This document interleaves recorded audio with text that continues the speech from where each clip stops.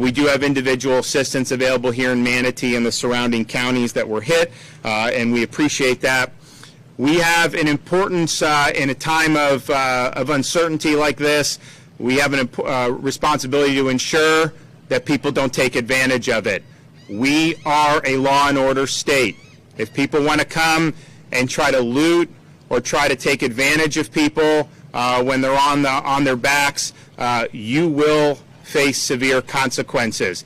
And it may be law enforcement consequences that will hold you accountable, but we also have a lot of citizens that are going to defend their property. So do not even think about messing around in the state of Florida. You will regret it. This weekend we were down in Bradenton Beach. We launched the Gulf Drive emergency repairs. We had 4 or 5 feet of sand covering the road. There were damages to the road. I mean, you look at the picture before, and then you look at what happened after the storm. It wasn't even recognizable in some areas. We wanted to make sure that this was not going to be something that was going to take weeks or months, as some people said, and probably would take weeks or months in many other states because of bureaucracy.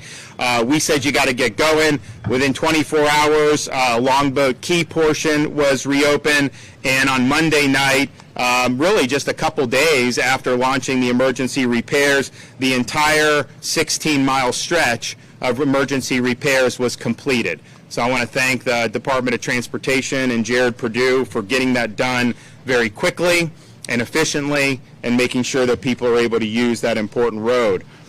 We have been talking about emergency bridge loans for businesses. We've set aside $15 million. We could do more if there's a demand. This is a zero-interest loan for up to $50,000. Very flexible repayment options. And so if you're somebody that needs that, use it. We've approved 99 loan applications for more than $4 million. And we have, like I said, we've got up to $15 million at a minimum that are ready to go. We've also made sure that you have places that have these restaurants that had either total destruction or significant damage. Some of them still want to be able to stay in business in the short term. Well, we've waived any limitations or any bureaucracy so that if you want to start a temporary restaurant, have it in a food truck, you should go do that, and government shouldn't be holding you back. So that is approved, and I know there's going to be restaurants that are going to be doing that, and we welcome that. We want you to be able to continue to earn revenue in this transition time. FloridaDisasterFund.org is open. It can accept taxpayer donations. I mentioned we did $50,000 increments to these Big Bend counties for the teachers. We'll probably do some stuff for maybe first responders as need be. So that's something that's been effective, and we appreciate people that have helped with that. Because our rescue operations happened very quickly, and because there was not a demand for that shortly after the storm, Florida redeployed resources to North Carolina under Operation Blue Ridge.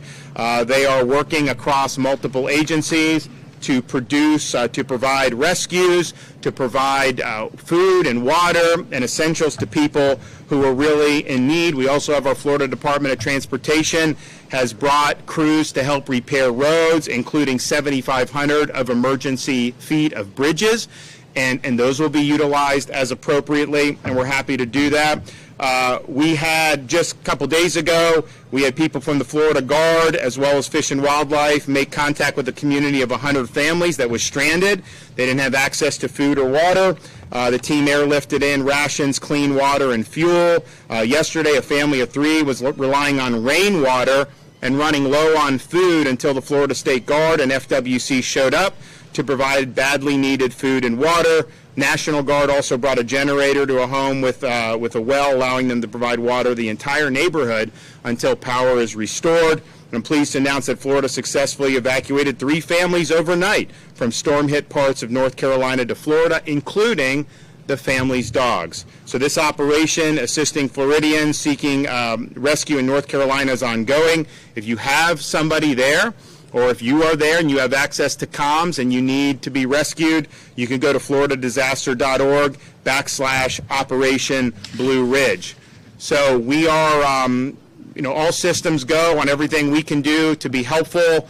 We do believe that this executive order on the rentals will provide more flexibility for people that need short-term solutions. We also think the elections are going to go fine.